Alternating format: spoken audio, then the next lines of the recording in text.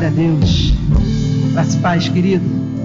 Queria te convidar a abrir comigo no livro de Marcos, capítulo 10. Você que trouxe a sua Bíblia, você que está com o seu celular, pode ficar à vontade. O pessoal da mídia vai transmitir aqui também. Marcos, capítulo 10, versículo 46. Enquanto você está abrindo, com certeza você está me vendo agora. Amém? Quem não está me vendo, levanta a mão.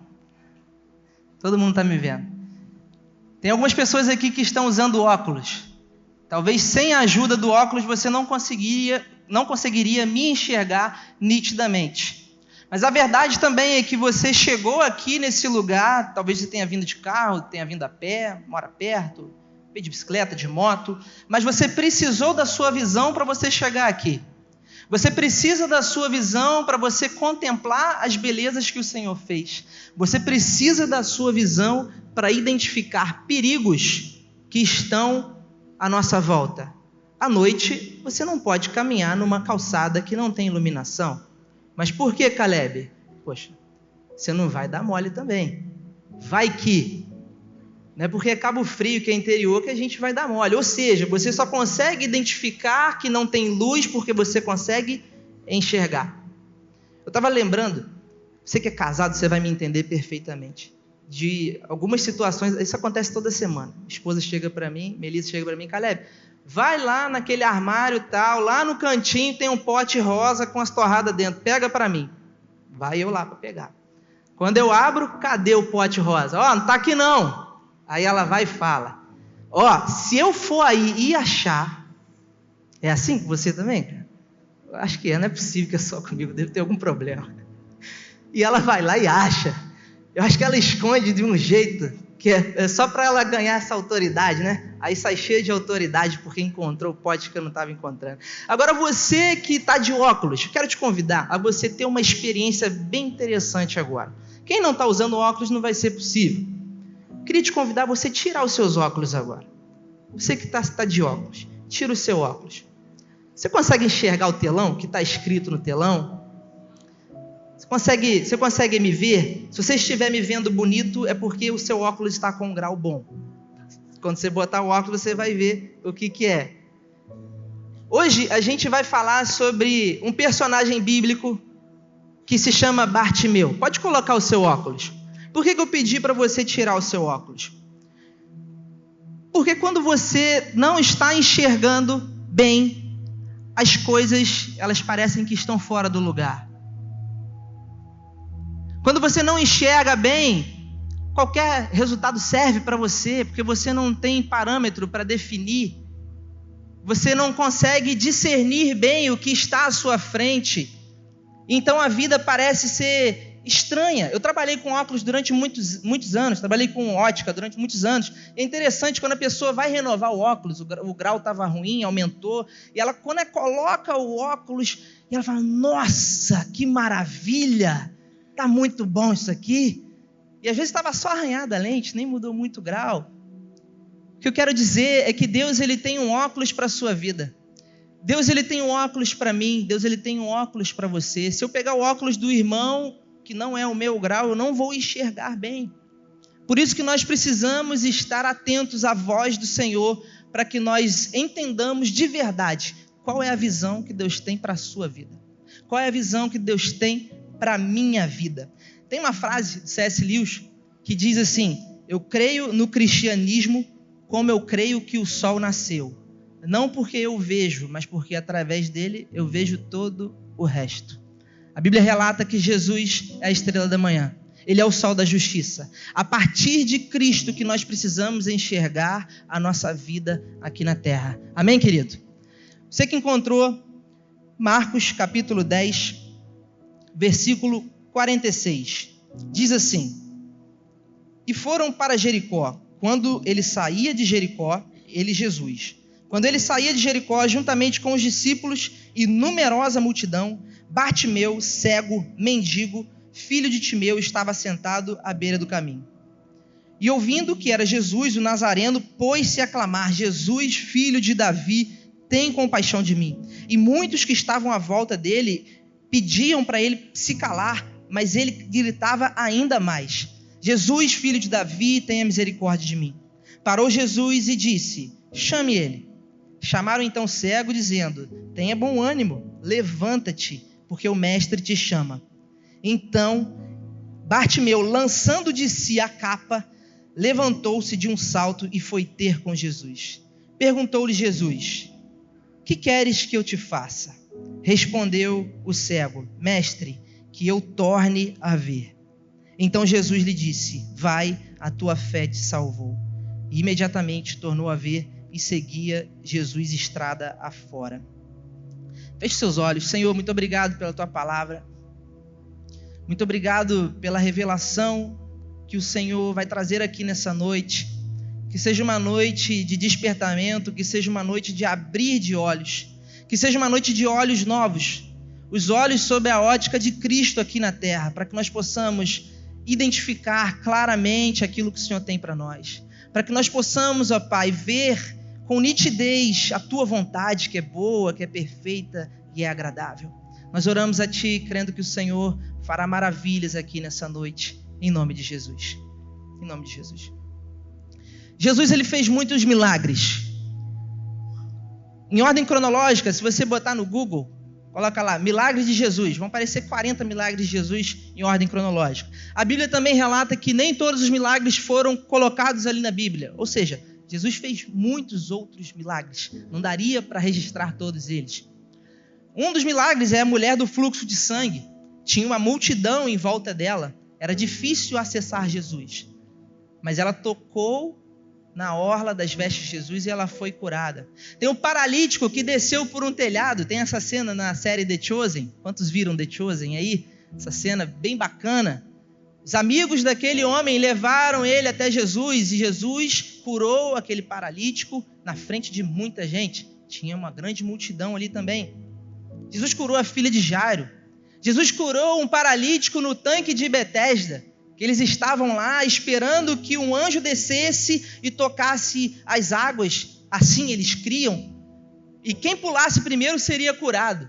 E esse paralítico chegou e falou: poxa, Jesus, eu não tenho ninguém que me leve lá. Por isso que eu não conseguia alcançar a cura. E muitos outros milagres. A verdade se nós juntarmos todos os milagres de Jesus, a gente pode resumir numa única coisa, que isso é incrível. E todo culto tem.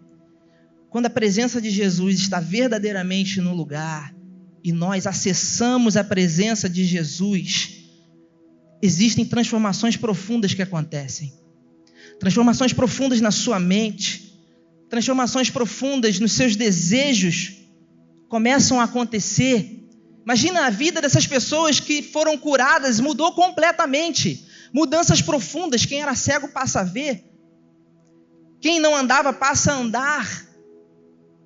A mulher do fluxo de sangue não tem mais fluxo de sangue. Mudou completamente.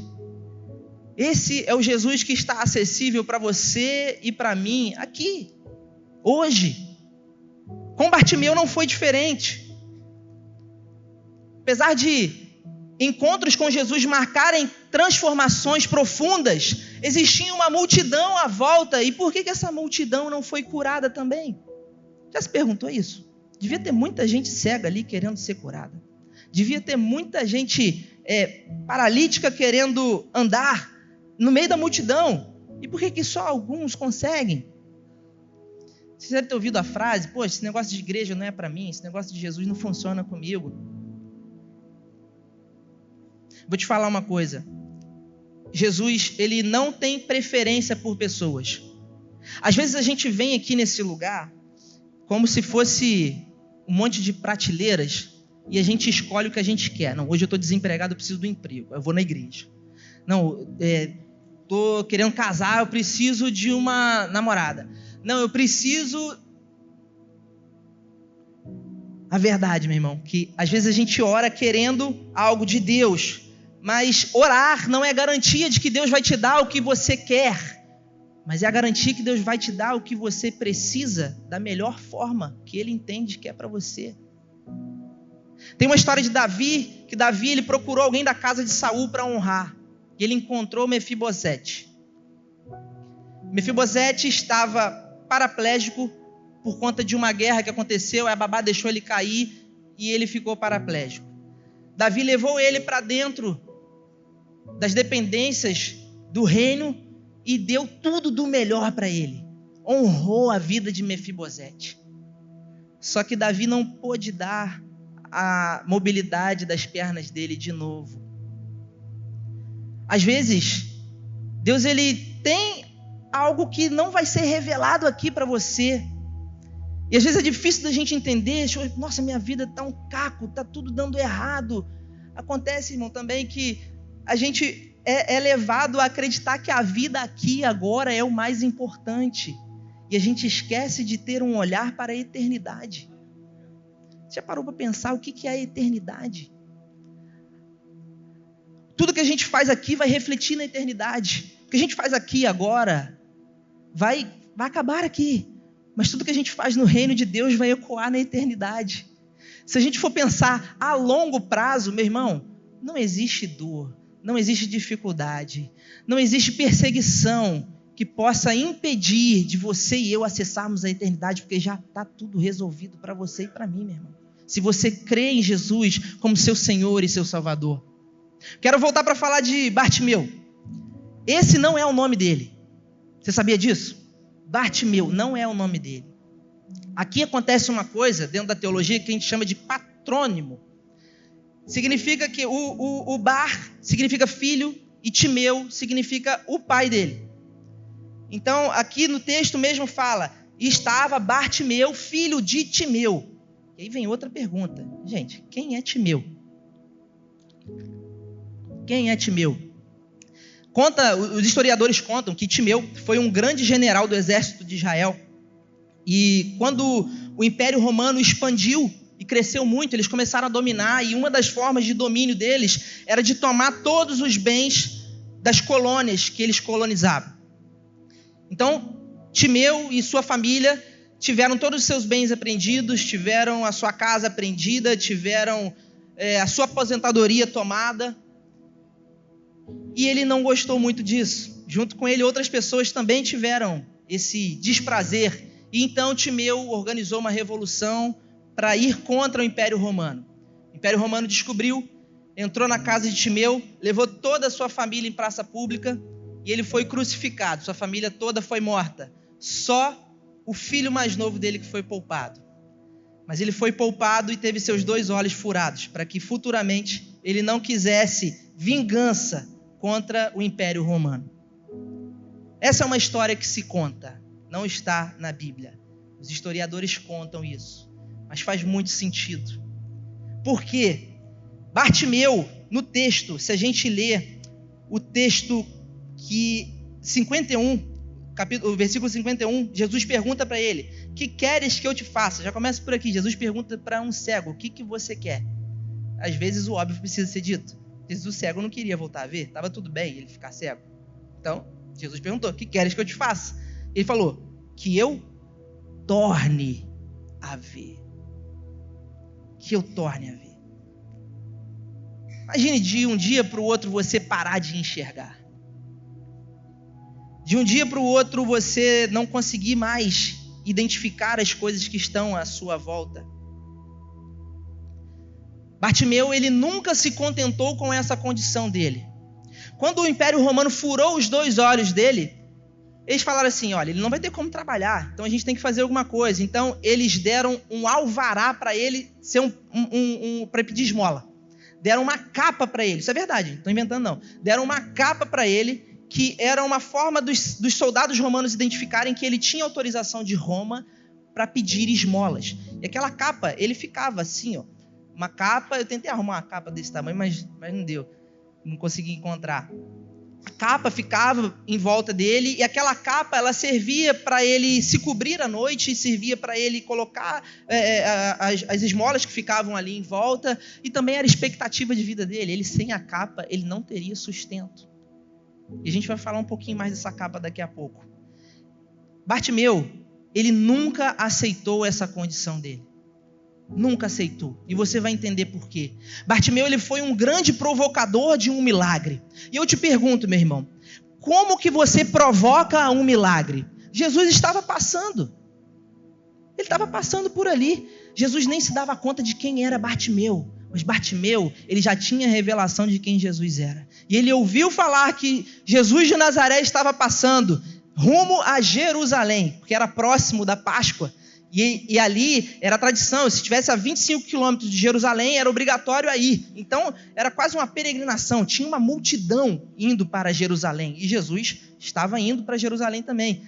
E aquele homem pensou, se esse Jesus é isso tudo que falam mesmo, provavelmente ele nunca mais vai passar por aqui. E se eu deixar para amanhã provocar esse milagre? Não, o que eu tenho agora é a minha garganta. Jesus, filho de Davi, tenha compaixão de mim. Toda vez que você e eu entramos dentro de um culto, entramos numa reunião de célula, é possível provocar um milagre. Quando você está com seus olhos voltados para Jesus, quando você está com o seu coração totalmente aberto para receber algo do alto, que vai transformar a sua vida verdadeiramente, querido, existem milagres que acontecem aí dentro de você que ninguém vai ver, só você sabe. Existem traumas que são curados, que são verdadeiros milagres, que só acontecem quando você decide acessar a presença de Jesus e provocar um milagre. Esse homem provocou um milagre. Ele começou a gritar, como se tudo dependesse da garganta dele. Tanto que as pessoas à volta dele falavam, cara, para, tá incomodando, você não, né? Tá chato já, para. Até que Jesus falou, manda chamar ele. Olhando para Bartimeu, a gente pode se perguntar, o que pode te cegar? Para você que não tem uma situação assim, não, essa palavra não é tanto para mim, cara, porque assim, tô tranquilo, tô firme com o Senhor, glória a Deus por isso, amém, querido? Então eu te pergunto, o que pode te cegar? Vamos trabalhar a prevenção. Agora você que chegou aqui sem expectativa, você que chegou aqui com a vida assim, caramba, essa palavra é para mim, eu preciso ter uma mudança de visão, uma mudança de mente, tem que ser hoje, porque talvez amanhã seja tarde. Eu te pergunto para você responder internamente, uma pergunta retórica, o que te cegou? No caso de Bartimeu foi uma tragédia, uma perseguição que acabou numa tragédia. Mas no seu e no meu caso, talvez erros cometidos que você não se perdoa ou alguém não te perdoa. Talvez seja uma tragédia também que aconteceu com você, um trauma ou uma perda, um perdão não liberado. Sabe, quando você não libera o perdão, é como se você tomasse uma dose de veneno todos os dias. E isso vai te matando por dentro, vai te corroendo por dentro. E quando você não pede perdão, é alguma coisa parecida que acontece também. São coisas que podem cegar você. Não cegueira física, mas você fica tão voltado para aquilo que você não consegue enxergar verdadeiramente o que está diante de você. Em 2 Coríntios 5:4, Paulo vai dizer, o Deus desse século cegou o entendimento dos incrédulos para que não consigam ver a luz do Evangelho. O diabo, ele já teve a estratégia de perseguir os cristãos, destruir igrejas, queimar bíblias. Só que, meu irmão, hoje eu estou percebendo que o diabo, ele está com uma estratégia que infelizmente está dando certo. Ele conseguiu colocar na nossa mente coisas que não são pecado, são boas, mas que você foca muito nisso. É pecado ter um bom carro? Não, acho que não. É pecado ter dinheiro? Não, a Bíblia fala que é pecado amor ao dinheiro. É pecado ter uma boa casa? Não. É pecado estudar para realizar um sonho pessoal, ter um bom emprego? Não, nada disso é pecado. Acontece que essas coisas podem te cegar se o principal sair do seu foco. O principal tem que ser a eternidade, meu irmão. Mas isso também não diz que você tem que deixar para lá. Não, é a eternidade. Então eu vou ficar aqui só na brisa. Vou ficar só no amor com Jesus. Não é isso não que eu estou falando. Não é isso que eu estou falando não. Eu estou falando aqui. Quando você coloca Jesus como foco principal, no seu trabalho você é uma referência. Aonde você estiver, você é uma referência. Você é uma extensão do reino de Jesus. E não precisa ser cego para ver, basta você estar focado na coisa errada. Eu me lembro que quando eu estava prestes a casar, minha esposa é de Viçosa, Minas, é bem longe. E eu nunca tinha ido de carro para lá. Normalmente eu pegava um ônibus, ia para Juiz de Fora e de Juiz de Fora para lá. Dessa vez eu resolvi ir de carro. E aí eu botei o GPS, botei a música lá que eu gosto, Oficina G3, Resgate. Quem está comigo aí, glória a Deus. Gosto muito. Fruto sagrado, então foi embora, fui indo, cara. Aí eu dei uma olhada antes, né? Vai que dá ruim no GPS aqui, eu fico perdido, vou para onde? Não sei. Eu vi que tinha que ir para Campos e de Campos vai para Itaperuna. Quem conhece ali sabe do que eu tô falando.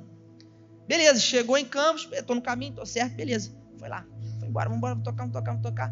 Aí chegou uma hora que eu fiquei assim, cara, eu acho que era para lá, mas o GPS não falou nada. Vambora, vamos indo. Quando eu me dei conta, eu estava na frente de um pedágio que tinha uma placa assim. Como é que é? Marataízes, 200 quilômetros. Marataízes é Espírito Santo.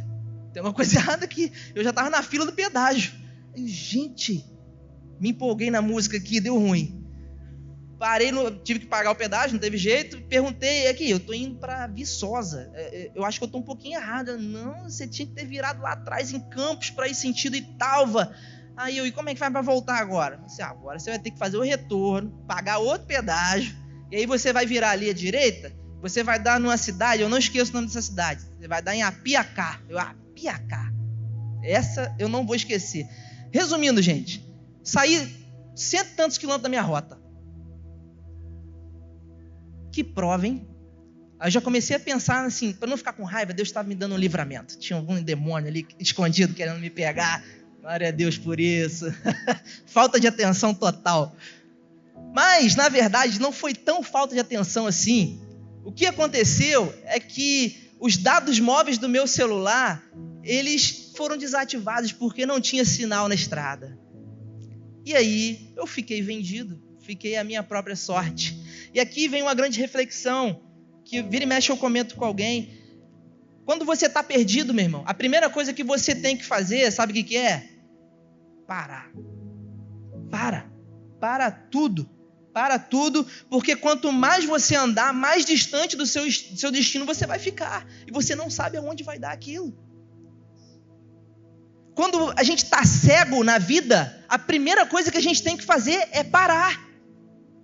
Para, cara, você está indo para o lugar errado, você está indo para a direção errada. Jesus não te chamou para fazer isso. Deus tem uma coisa maravilhosa para você. Tem que ter uma conexão com Deus diariamente, porque senão a informação não vai chegar até você, a voz de Deus não vai chegar até você, você não vai conseguir entender o que os céus querem fazer através de você. Bartimeu, ele não tinha muito o que fazer, ele era cego mesmo, e não tinha como, ele ficava por ali, ele tinha os lugares certos, alguém ajudava ele provavelmente. Mas tem uma coisa interessante, no versículo 47, diz assim: ouvindo que era Jesus o Nazareno, pôs-se a clamar: Jesus, filho de Davi, tem compaixão de mim. E muitos o repreendiam para que se calasse, mas ele cada vez mais gritava: Jesus, filho de Davi, tenha misericórdia de mim. Irmão, aqui eu já vejo nitidamente que Bartimeu estava enxergando mais que muita gente ali, porque tinha uma multidão querendo só a bênção. E Bartimeu, ele gritava: Jesus, filho de Davi, tenha compaixão de mim. Eu vou te explicar o que isso significa. A palavra de Deus diz que o Messias, ele viria da genealogia de Davi. Bartimeu, ele conhecia essa profecia. E ele disse: Jesus, filho de Davi. O que ele estava dizendo? Eu reconheço que você é o Messias esperado. Eu reconheço que você é aquele da profecia. E depois ele disse: tem misericórdia de mim. Ele diz: eu reconheço que você tem poder para libertar.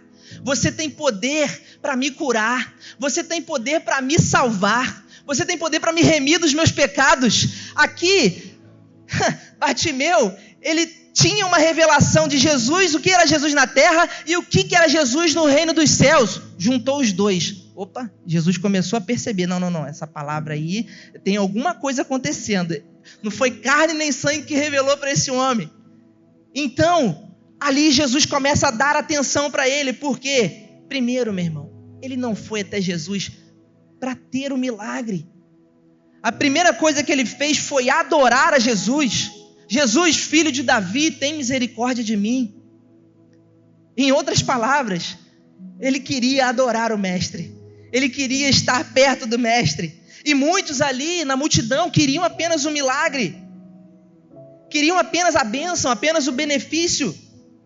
E como eu falei anteriormente, às vezes orar, querido, não é certeza de que vai acontecer o que você quer, mas sim o que você precisa. E Deus vai fazer da melhor forma possível para você. Quando a gente entra nesse lugar, querido, quem acredita que Jesus está aqui hoje? Glória a Deus, eu também creio. Eu creio que Jesus está aqui hoje.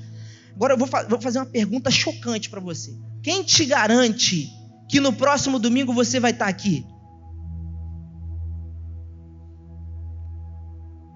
Eu não posso garantir, nem você. Nós não temos garantia nenhuma.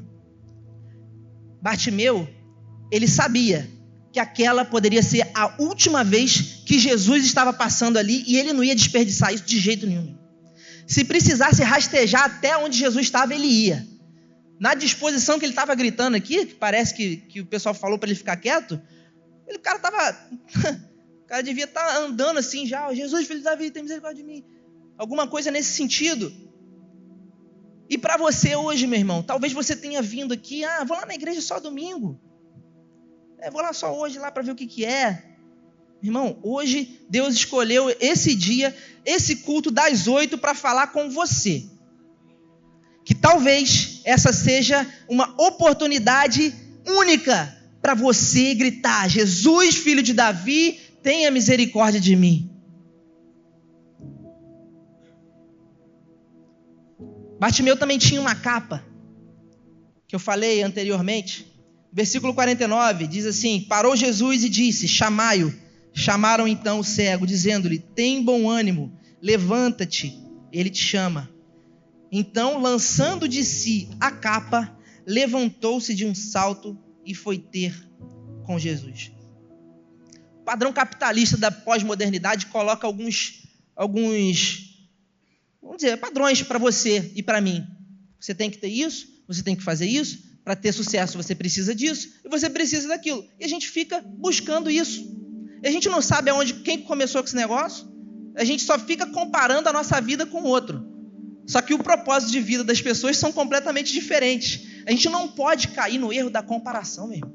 A gente não pode cair no erro da comparação. O maior fracasso de um ser humano é ter sucesso naquilo que Deus não chamou para fazer. Gente, se existe uma coisa que eu fico muito assim preocupado, Senhor, me dá discernimento, me dá visão, para eu não perder o bonde quando ele passar, porque tudo vai ficar aqui, gente. Tudo vai ficar aqui. Vou te contar outro segredo.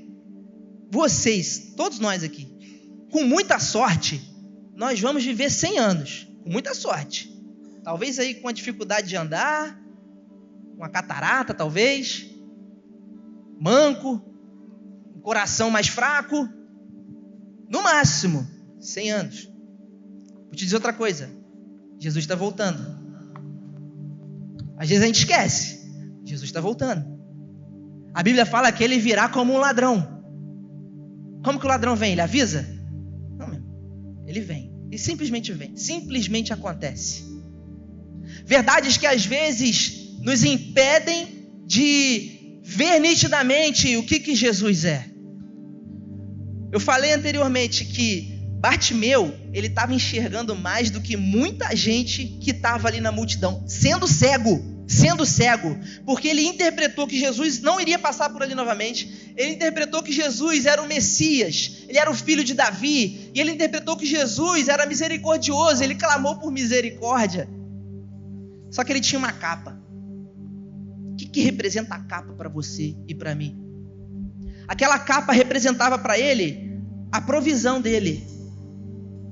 É ali que depositavam as esmolas. Aquela capa representava para ele a sua segurança, porque de noite, no frio, o que cobria Bartimeu era aquela capa. E aquela capa representava também a expectativa de vida dele.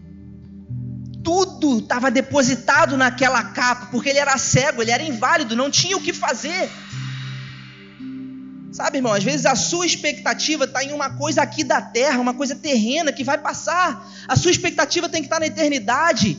A sua expectativa tem que estar em algo onde a traça e a ferrugem não podem corroer. E a gente só vai conseguir ter um olhar para isso se a gente colocar Jesus no centro de tudo nas nossas vidas. A gente não pode aceitar esses padrões que o mundo nos impõe. Tem uma outra frase de C.S. Lewis que eu gosto muito. Ele fala: cedo ou tarde, de um jeito ou de outro, a gente vai descobrir que dentro de nós existem anseios que nada nessa vida podem suprir.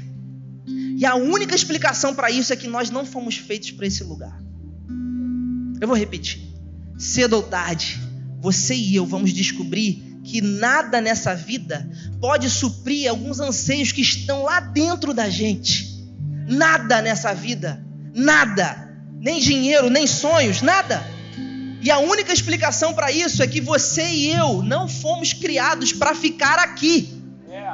Nós fomos criados para a eternidade com Ele, querido.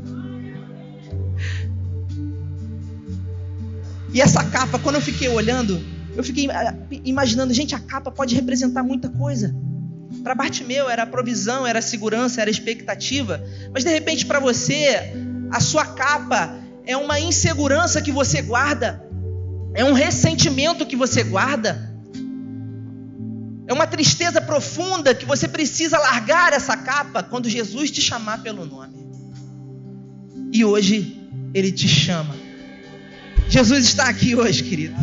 E Ele te chama. E quando Ele te chama, você tem que tomar uma decisão de jogar a capa e ir até o Mestre. Porque é Ele que vai fazer alguma coisa Ele vai fazer. Eu não sei o que Ele vai fazer. Talvez Ele não vá te curar como curou Bartimeu, mas alguma coisa vai acontecer da melhor forma, porque Ele é dono da sua vida.